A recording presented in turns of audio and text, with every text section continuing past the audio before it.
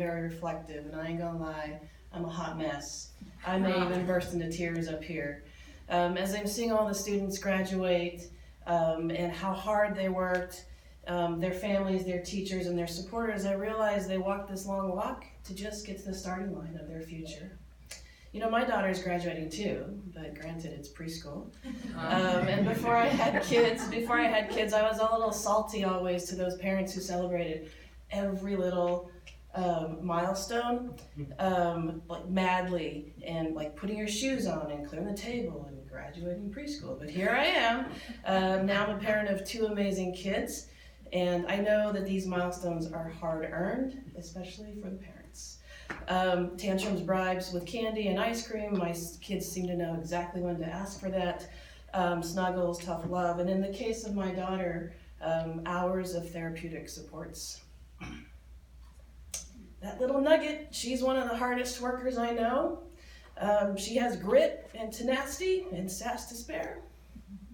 And when she reaches a milestone, hot mess, matching her peers, and in some cases surpassing her typical peers, we celebrate. So last weekend we may rethink this, we had 23 of our fellow graduates from Roots and Wings, her community school, at our house for a good old-fashioned crawfish boil, to thank her teachers and celebrate with her friends.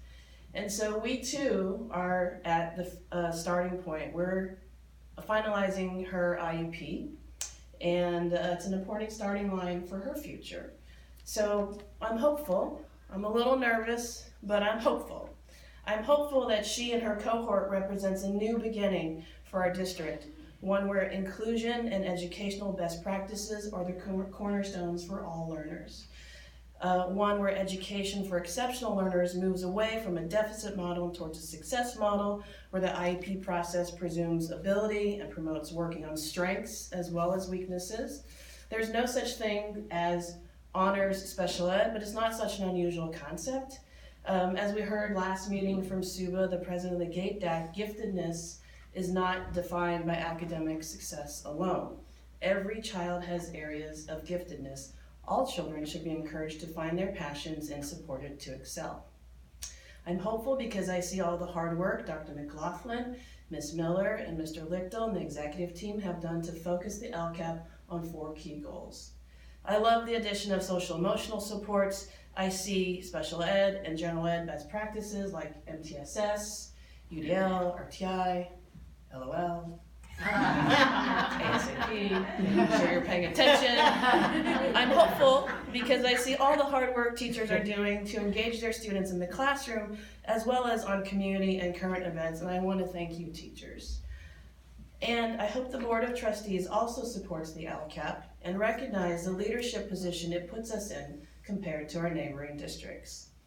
The CDAC, thank you. We are so appreciative that you heard the voices of Thrive's dreamers and doers and worked really hard to get that going within 6 months and before the school year, so thank you. I'm optimistic that as we follow nature's seasons and all enjoy a summer off, the new school year will bring change, rejuvenation, and a new hope for our district. One where honesty, transparency, integrity, respect, and inclusivity for all learners are the cornerstones. I leave you with this story from a friend of mine whose daughter is now in her late 20s. So Kara and her mom, my friend, were in the grocery store one day, and a young man, let's just call him Joe, stopped by to share how important Kara was to him. See, he grew up with Kara, and Kara was the only child in his class who had autism. And Kara's parents fought tooth and nail for their daughter to be in the gen ed classroom. Back then it was called mainstreaming. So Joe says to my friend, I just want to thank you and for making sure Kara was in our classes and in part of our school community. I didn't know at the time, but she really made an impact on me in the career I chose. So today, Joe is a police officer. And he said because of his friendship with Kara, he's a better officer. Because importantly, he can tell when a person is in crisis as opposed to creating a crisis. And that has saved many lives and diffused a lot of situations. So Joe and Kara are a great example of Thrive's motto, all means all. Inclusion benefits everyone. Inclusion is not a zero-sum game where I win and you lose. Everyone benefits when schools and communities are inclusive, and you never know how that will shape the future. So my summer homework assignment is to reflect, to relax, because someone put glitter in our laundry machine. Those 23 preschoolers. And enjoy everything our beautiful community has to offer. And I look ahead to the fall where hope springs eternal. Thank you.